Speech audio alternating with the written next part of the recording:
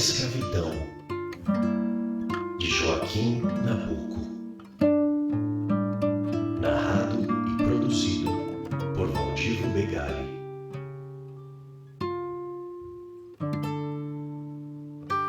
Audiobooks Reserva Cognitiva.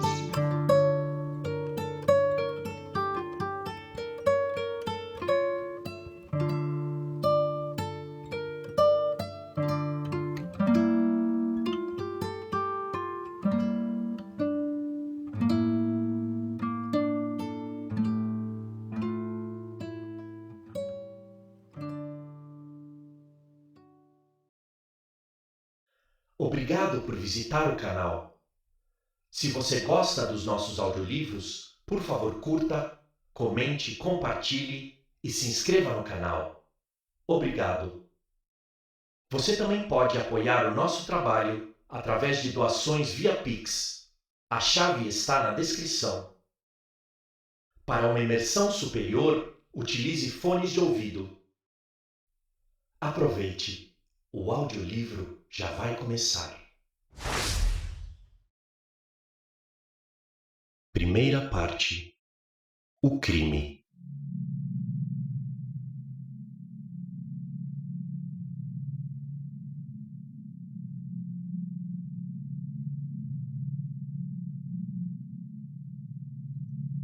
Sétimo, o artigo 60 do Código Criminal e a Lei de 10 de junho de 1835.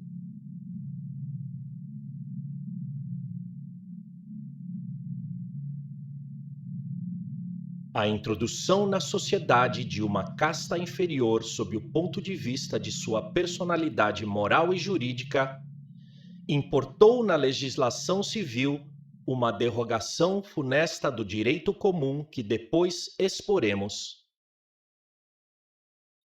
De fato, a sujeição arbitrária do homem, ao passo que estendia e criara o domínio de um, envolvia nesse domínio os direitos do outro.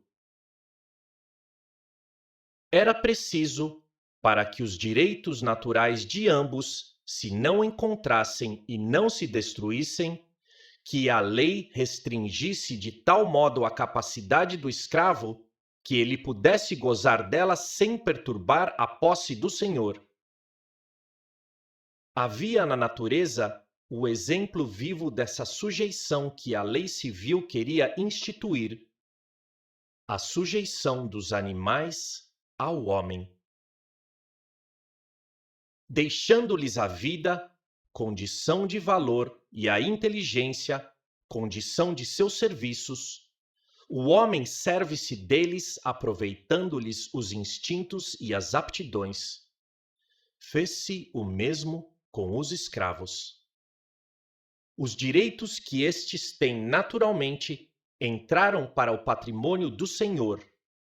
Eliminou-se de tal modo sua personalidade jurídica que a do senhor pôde abrangê-la. Já não falando da liberdade, tiraram-lhe a propriedade, e se lhe deixaram a família foi pela mesma razão porque permitiram o ajuntamento às feras, no interesse da reprodução. Assim foram suprimidos os obstáculos. O domínio, esse direito tão extenso que parecia aos romanos identificar a coisa com o proprietário, pôde se exercitar sobre naturezas livres. Tão aniquilado estava nestas o característico da espécie racional. Essa verdadeira amputação moral que inçou o direito civil, com a maior violência que ele jamais conheceu, teve uma funesta repercussão na lei criminal. A exceção invadiu, por sua vez, o sistema das penas, quebrou a igualdade, destruiu a face inteiriça da justiça e proclamou no século XIX a necessidade de castigos tão bárbaros quanto aviltantes. Não é aqui o lugar próprio para referir os castigos excepcionais que degradaram em outros países e em outros tempos a raça dos senhores. Quando tratarmos da escravidão na decadência romana, veremos o sangue inocente de milhares de escravos correndo em jorros na arena dos circos. Veremos esses assassinatos em massa como os que tiveram lugar para vingar a morte de pedâneos secundos, nos quais os fâmulos de uma mesma casa eram abrangidos quando havia um crime na punição do criminoso, como seus cúmplices naturais. Veremos esse requinte de sevícias atrozes a que se entregara uma mocidade dissoluta e uma sociedade exausta, que procuraram emoções fortes e supremas nos grandes crimes. Por enquanto, limitamo-nos ao nosso código, buscando-lhe um paralelo nos dos estados escravagistas da União Americana. A legislação da Virgínia e da Carolina extremaram-se na repressão dos delitos dos escravos. Na da primeira, havia 71 casos em que os negros exclusivamente sofriam a pena de morte, e sabe-se que ela permitia ao senhor matar o escravo desobediente.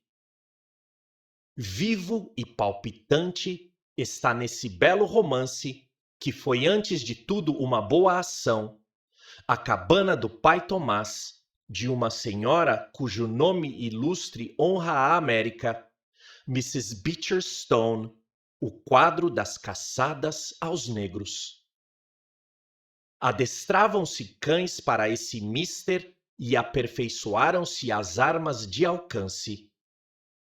Atirava-se aos escravos como a um animal bravio, e os que eram presos tinham os dentes da frente quebrados. Muitas eram as crueldades com que essa raça intolerante e exclusiva tratava seus escravos. Entre nós, as barbaridades não são levadas a esse excesso na maioria dos casos, ainda que deploráveis exceções tenham-se visto que pareçam dobrá-las. A existência de duas raças entre nós, rivais e inimigas, fez com que a lei, órgão da vencedora ou antes da espoliadora, firmasse com uma iníqua sanção o domínio dessa e marcasse penas infamantes e bárbaras para os delitos da outra. Essa lei de segurança, para se mostrar que é uma lei imoral, basta dizer-se que ela importa uma desigualdade e uma opressão, e que é a lei da força.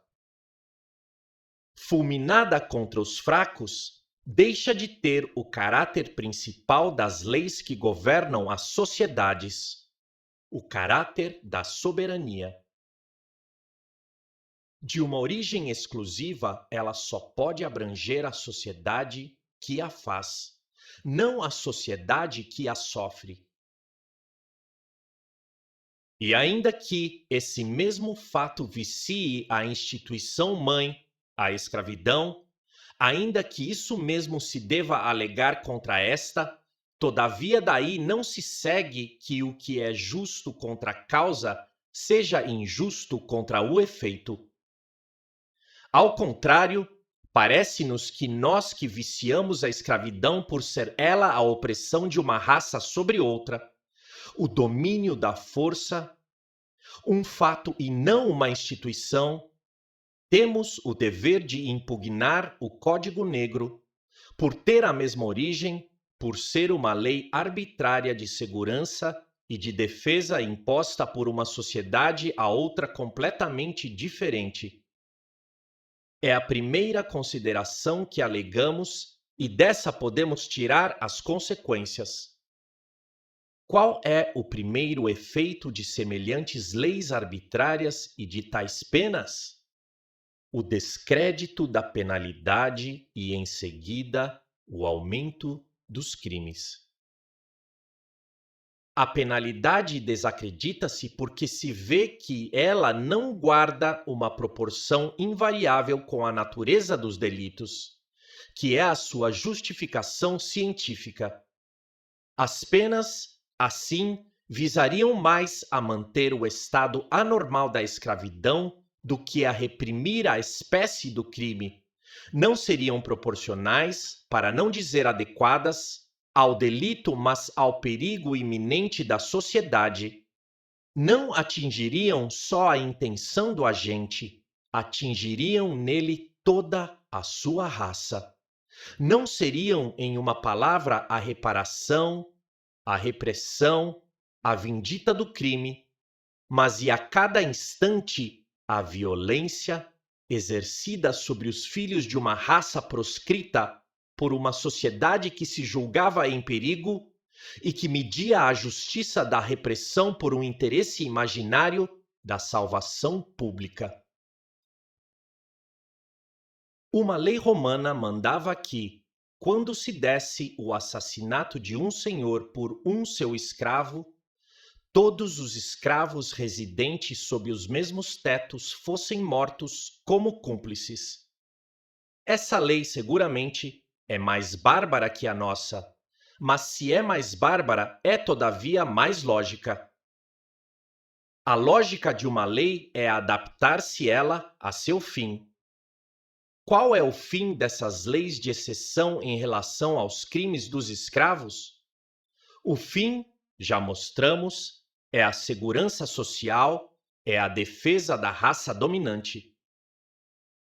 A não ser esse, que outro fim poder-se-ia propor o legislador, punindo mais severamente os delitos praticados com mais atenuantes e sem pleno conhecimento do mal, como são os delitos de uma classe oprimida, ignorante e envilecida? Ora, para a defesa social, não é um grau que se aumente na penalidade do escravo o que a vai garantir. Não são os açoites substituídos ao cárcere e à prisão com trabalho que a podem salvar. Isso só serve para mostrar um inqualificável abuso da força, mas não garante o princípio de vida que se julga ameaçado. É por isso que dissemos que o sistema romano era mais bárbaro, muito mais bárbaro que o nosso, mas ao mesmo tempo era mais lógico. A pena entre eles alcançava seu fim por seu extremo rigor. Entre nós, o rigor que se lhe acrescenta só serve para fazê-la o arbítrio de uma sociedade opressora, o instrumento do ódio e do egoísmo da raça superior, que é o seu descrédito. Esses sistemas, porém, por mais diferentes que pareçam, têm sua unidade. Abandonando-se com o primeiro, a violência do meio, própria de uma sociedade em dissolução, cujos imperadores chamavam-se Calígulas e Neros, cuja nobreza eram os sejanos e os tigelinos, cujo culto eram as saturnais e as lupercais, cujos espetáculos eram o incêndio de Roma e os circos de gladiadores, deixando de parte a violência do meio, como dissemos, e vendo só a intenção e o fim que eles se propunham, difícil é desconhecer a unidade desses dois sistemas penais contra os escravos. O romano feria de morte aos escravos todos como cúmplices de um só crime. O que puniam eles? O crime? Não, eles não puniam, preveniam.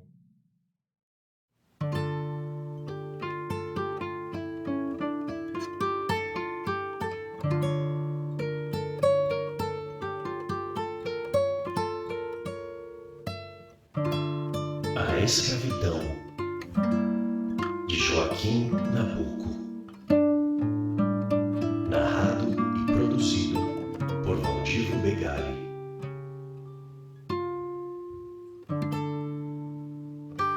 audiobooks